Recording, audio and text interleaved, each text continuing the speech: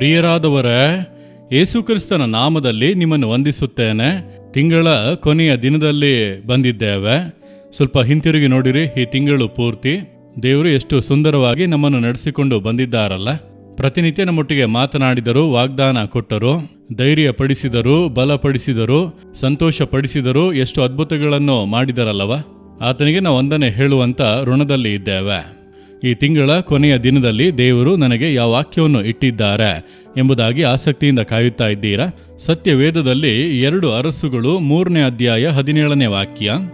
ನೀವು ಗಾಳಿ ಮಳೆಗಳು ಕಾಣದಿದ್ದರೂ ಇದು ಅಂದರೆ ಗುಂಡಿಗಳು ನೀರಿನಿಂದ ತುಂಬುವುದು ಎಂಬುದಾಗಿ ದೇವರ ವಾಕ್ಯವು ಪ್ರಕಟವಾಯಿತು. ಇದು ಏನು? 3 ರಾಜರು, ಯಹೂದದ ರಾಜ, ಇಸ್ರಾಯೇಲ್ ರಾಜ ಹಾಗೆ ಏದೋಮಿನ ರಾಜ, 3 ಒಟ್ಟಿಗೆ ಶತ್ರುಗಳ ಮೇಲೆ ಯುದ್ಧ ಮಾಡೋದಕ್ಕೆ ಹೋಗುತ್ತಿದ್ದಾರೆ. 3 ದೇಶದ ಸೈನ್ಯ ಅನ್ನುವಾಗ ಅನೇಕ ಸಾವಿರಾರು ಸೈನಿಕರು ಸೈನ್ಯದಲ್ಲಿ ಇರುತ್ತಾರೆ. ದೊಡ್ಡ ಒಂದು ಸೇನೆಯಾಗಿ ಹೊರಟು ಹೋಗುತ್ತಾ ಇದ್ದಾರೆ. ಆದರೆ ಅರಣ್ಯ ಮಾರ್ಗವಾಗಿ ಹೋಗುವಾಗ ಅವರಿಗೆ ನೀರೆಲ್ಲ ಮುಗಿದು ಹೋಯಿತು. ದಾಹದಿಂದ ಸೈನಿಕರು ಕಂಗಾಲಾಗುತ್ತಾ ಇದ್ದಾರೆ. ಪ್ರಾಣಿಗಳು, ಕುದುರೆ ಎಲ್ಲ ಅವರ ಬಳಿ ಇರುತ್ತದಲ್ಲವ, ಒಂಟೆಗಳು, ಈ ರೀತಿ ಎಲ್ಲರೂ ನೀರಿಲ್ಲದೆ ಬಹಳವಾಗಿ ತವಕಿಸುತ್ತಿದ್ದಾರೆ. ಏನ್ ಮಾಡುವುದು ಎಂಬಂತ ಒಂದು ಕಳವಳ. ಎಲ್ಲಿಗೆ ಹೋಗುವುದು? ಎಲ್ಲಿ ನೋಡಿದರೂ ಕೂಡ ಅರಣ್ಯ, ನೀರೇ ಇಲ್ಲದ ಪರಿಸ್ಥಿತಿ. ಆಗ ಅವರು ಕರ್ತನ ಪ್ರವಾದಿಯ ಬಳಿಗೆ ಹೋದರು. ಆ ಪ್ರವಾದಿಯು ದೇವರ ಬಳಿಯಲ್ಲಿ ಪ್ರಾರ್ಥನೆ ಮಾಡಿದಾಗ ಕರ್ತನಿಂದ ಒಂದು ಆಲೋಚನೆ ಹೇಳುತ್ತಾ ಇದ್ದಾನೆ. ಈ ಹಳ್ಳದಲ್ಲಿ ತುಂಬಾ ಗುಂಡಿಗಳನ್ನು ತೋಡಿರಿ. ನೀವು ಗಾಳಿಯನ್ನು ನೋಡುವುದಿಲ್ಲ, ಮಳೆಯನ್ನು ನೋಡುವುದಿಲ್ಲ, ಆದರೆ ಈ ಹಳ್ಳಗಳು ನೀರಿನಿಂದ ತುಂಬುವವು. ಇಲ್ಲ, ಇದೊಂದು ಅರಣ್ಯ ಪ್ರದೇಶ, ಎಲ್ಲಾದರೂ ಒಂದು ನದಿ ಇದೆ, ಬಾವಿ ಇದೆ ಅಂದರೆ ಅಲ್ಲಿಂದ ನೀರು ತರುತ್ತೇವೆಂದರೂ ಕೂಡ ಏನೋ ಪರವಾಗಿಲ್ಲ. ಅರಣ್ಯದಲ್ಲಿ ಸುಮ್ಮನೆ ಗುಂಡಿಗಳನ್ನು ತೋಡಿ ಇಲ್ಲಿ ಮಳೆ ಬರುವಂತ ವಾತಾವರಣವೂ ಇಲ್ಲ, ಮಳೆಗಾಲವೂ ಅಲ್ಲ, ಹೇಗೆ ನೀರು ಬರುತ್ತದೆ? ಕರ್ತನು ಹೇಳುತ್ತಾನೆ, ನೀವು ಪರಿಸ್ಥಿತಿಗಳನ್ನು ನೋಡಬೇಡಿ, ಗುಂಡಿಗಳನ್ನು ತೋಡಿರಿ ಅಷ್ಟೇ. ಎಲ್ಲರೂ ಕೂಡ ಗುಂಡಿಗಳನ್ನು ತೋಡಿದರು. ರಾತ್ರೋರಾತ್ರಿ ನೀರು ಬಂದು ಹಳ್ಳಗಳನ್ನೆಲ್ಲ ತುಂಬಿತು. ಇದು ಹೇಗೆ ಸಾಧ್ಯ? ಗಾಳಿಯನ್ನು ಕಾಣಲಿಲ್ಲ, ಮಳೆಯನ್ನು ಕಾಣಲಿಲ್ಲ, ಮೇಲಿಂದ ನೀರು ಕೂಡ ಬರಲಿಲ್ಲ. ಇದೆಲ್ಲ ಹೇಗೆ ತುಂಬಿದೆ? ಇದು ಕರ್ತನಿಗೆ ಅಲ್ಪವಾದ ಕಾರ್ಯ. ಕರ್ತನು ಸರ್ವಶಕ್ತನಾದ ದೇವರು.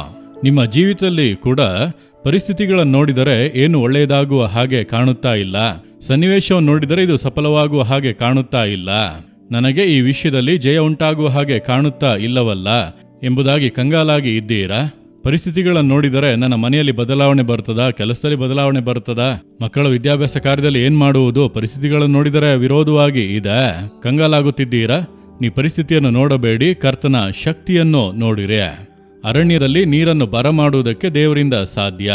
ದೇವರು ಆ ಅದ್ಭುತವನ್ನು ಮಾಡಿದರು, ನೋಡಿದ್ದೀರಾ?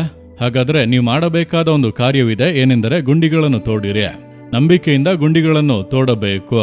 ನೀವು ಮಾಡುವುದನ್ನು ಮಾಡುವಾಗಲೇ ಕರ್ತನ ಅದ್ಭುತವನ್ನು ಕಾಣಲು ಸಾಧ್ಯ. ಅದಕ್ಕೆ ಏನ್ ಮಾಡಬೇಕು ಎಂಬುದಾಗಿ ಕೇಳುತ್ತೀರಾ? ಒಂದು ಸರಳವಾದ ಅನುಭವವನ್ನು ಹೇಳುತ್ತೇನೆ. ಯೇಸು ಬಿಡಿಸುತ್ತಾನೆ ಸೇವೆಗಳಲ್ಲಿ ನೋಡಿದ್ದೀರಲ್ಲವ? ಯಾವುದೇ ಟಿವಿ ಕಾರ್ಯಕ್ರಮದಲ್ಲಿ ಅಥವಾ ಪೌಳಿಯೊಡಕಿನ ಪ್ರಾರ್ಥನೆಯಲ್ಲಿ ನಾವು ಕಾಣಿಕೆಯನ್ನು ಕೇಳುವುದೂ ಇಲ್ಲ, ಕಾಣಿಕೆಯನ್ನು ತೆಗೆದುಕೊಳ್ಳುವುದೂ ಇಲ್ಲ. ಬಡ ಜನಗಳಿಗೆ ಸಹಾಯ ಮಾಡುವಂತೆ ಕೆಲವೊಂದು ಕಾರ್ಯಗಳನ್ನು ಹೇಳಿದ್ದೇನೆ ಹೊರತು ಯೇಸು ಬಿಡಿಸುತ್ತಾನೆ ಸೇವೆಗಳಿಗಾಗಿ ಕೇಳಿಯೇ ಇಲ್ಲ. ಆದರೆ ಎಷ್ಟು ಸೇವೆಗಳು ನಡೆಯುತ್ತಾ ಇದೆ. 1300ಕ್ಕೂ ಹೆಚ್ಚಿನ ಮಿಷನರಿಗಳನ್ನು ಆಧರಿಸಬೇಕು, ದೇವರ ಯೋಜನೆಗಳನ್ನು ನೆರವೇರಿಸಬೇಕು. 400ಕ್ಕೂ ಹೆಚ್ಚಿನ ಪೂರ್ಣಾವಧಿ ಸೇವಕರಿದ್ದಾರೆ. ಹೇಗೆ ಅವಶ್ಯಕತೆಗಳೆಲ್ಲ ಸಂಧಿಸಲ್ಪಡುತ್ತದೆ ಅಂದುಕೊಳ್ಳುತ್ತೀರಾ? ಈ ವಾಕ್ಯದ ಮೂಲಕ ಅನೇಕ ವರ್ಷಗಳ ಹಿಂದೆ ದೇವರು ಹೇಳಿದರು, ಗುಂಡಿಗಳನ್ನು ತೋಡಿರಿ, ನಾನು ತುಂಬಿಸುತ್ತೇನೆ ಎಂಬುದಾಗಿ. ಪ್ರತಿ ತಿಂಗಳು ಕೂಡ ಮೊದಲ ವಾರದಲ್ಲಿ ಒಂದು ದಿನ ನಮ್ಮ ಸೇವೆಯಲ್ಲಿರುವಂಥ ಎಲ್ಲ ಜನರು ಕೂಡ ಉಪವಾಸ ಮಾಡಿ ಒಂದು ದಿನ ಪೂರ್ತಿ ಪ್ರಾರ್ಥನೆ ಮಾಡುವೆವು. ಆ ರೀತಿ ಸೇವೆಗಾಗಿ ಪ್ರಾರ್ಥನೆ ಮಾಡಿ ಕೊನೆಯದಾಗಿ ಒಂದು 5 ನಿಮಿಷ ಗುಂಡಿಗಳನ್ನು ತೋಡುತ್ತೇವೆ. ದೇವರೇ, ಪತ್ರಿಕೆ ಸೇವೆಯ ಅವಶ್ಯಕತೆಗಳನ್ನು ಸಂಧಿಸಬೇಕು, ಮಿಷನರಿ ಸೇವೆಯಲ್ಲಿ ಇಷ್ಟು ಅವಶ್ಯಕತೆಗಳಿದೆ ಸಂಧಿಸಬೇಕು, ಸುವಾರ್ತೆ ಸೇವೆಗೆ ಇಷ್ಟು ಅವಶ್ಯಕತೆಗಳಿದೆ ಸಂಧಿಸಬೇಕು. ಎಲ್ಲವನ್ನು ಕೂಡ ಹೇಳಿ ಗುಂಡಿಗಳನ್ನು ತೋಡಿ ನಾವು ಪ್ರಾರ್ಥನೆ ಮಾಡುತ್ತೇವೆ. ಆ ತಿಂಗಳ ಕೊನೆಯಲ್ಲಿ ನೋಡಿದರೆ ಎಲ್ಲವೂ ಕೂಡ ತುಂಬಿಸಲ್ಪಟ್ಟಿರುತ್ತದೆ.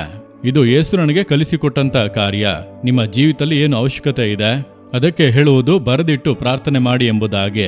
ಮಕ್ಕಳ ವಿದ್ಯಾಭ್ಯಾಸಕ್ಕೆ, ಈ ಎಲೆಕ್ಟ್ರಿಸಿಟಿ ಬಿಲ್ಲಿಗೆ, ದಿನಸಿ ಪದಾರ್ಥಗಳಿಗೆ, ಈ ಆಸ್ಪತ್ರೆ ಖರ್ಚಿಗೆ ಅಥವಾ EMI ಕಟ್ಟುವುದಕ್ಕೆ ನೀವು ಬರೆದಿಟ್ಟು ಗುಂಡಿಗಳನ್ನು ತೋಡಿರಿ, ಮೊಣಕಾಲು ಹಾಕಿರಿ, ಪ್ರಾರ್ಥನೆ ಮಾಡಿರಿ, ಕುಟುಂಬವಾಗಿ ಪ್ರಾರ್ಥಿಸಿ ದೇವರಿಗೆ ತಿಳಿಯಪಡಿಸಿರಿ. ಅದುವೇ ಗುಂಡಿಗಳನ್ನು ತೋಡುವುದು. ನೀವು ಮಾಡಬೇಕಾದನ್ನು ಮಾಡುವಾಗ ಕರ್ತನು ಮಾಡಬೇಕಾದನ್ನು ಮಾಡುವನು.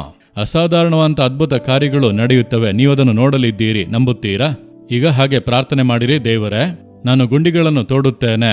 ನಮ್ಮ ಕುಟುಂಬದ ಅವಶ್ಯಕತೆಗಳು, ವೈಯಕ್ತಿಕ ಅವಶ್ಯಕತೆಗಳು, ನಮ್ಮ ಜೀವನದ ಅವಶ್ಯಕತೆಗಳು, ನಮ್ಮ ಕಾರ್ಯಗಳಲ್ಲಿ ಈ ಎಲ್ಲ ವಿಷಯಗಳಲ್ಲಿ ಅದ್ಭುತ ನಡೆಯಬೇಕು, ಅವಶ್ಯಕತೆಗಳು ಸಂಧಿಸಲ್ಪಡಬೇಕು. ನಾನು ನಂಬುತ್ತೇನೆ, ನೀವು ಅದ್ಭುತಗಳನ್ನು ಮಾಡುವಿರಿ. ಯೇಸು ಕ್ರಿಸ್ತನ ನಾಮದಲ್ಲಿ ಆಮೇನ್, ಆಮೇನ್. Jesus redeem Kannada YouTube channel ಅನ್ನು ಸಬ್ಸ್ಕ್ರೈಬ್ ಮಾಡಿ. ಸಬ್ಸ್ಕ್ರೈಬ್ ಬಟನ್ ಕ್ಲಿಕ್ ಮಾಡಿ ಮತ್ತು ಬೆಲ್ ಬಟನ್ ಒತ್ತಿ. ಅನುದಿನ ಕಾರ್ಯಕ್ರಮದ ಮಾಹಿತಿ ಪಡೆಯಿರಿ.